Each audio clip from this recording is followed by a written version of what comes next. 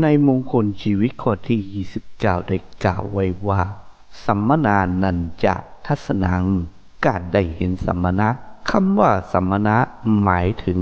ผู้ปฏิบัติธรรมผู้มีจิตใจสงบเช่นพระภิกษุสงฆ์นักบวชหรือผู้มีศีลมีธรรมอันประเสริฐการเห็นสัมมณะไม่ใช่แค่เห็นผ่านๆนะครับแต่หมายถึงการเข้าไปเฝ้าฟังธรรมสนทนาและเรียนรู้พระพุทธเจ้าตรัสว่า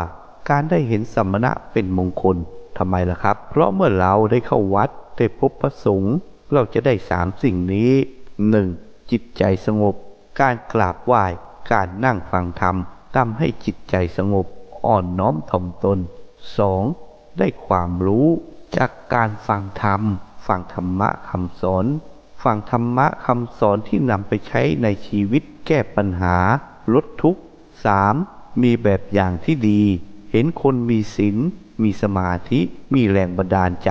ให้เราอยากดีขึ้นพระพุทธเจ้ายังตรัสไว้อีกว่าผู้ที่เข้าวัดฟังธรรมเป็นประจำย่อมมีปัญญาเพิ่มขึ้นชีวิตดีขึ้นการเห็นสัมมณะจึงเป็นโอกาสที่ดีที่เราควรแสวงหา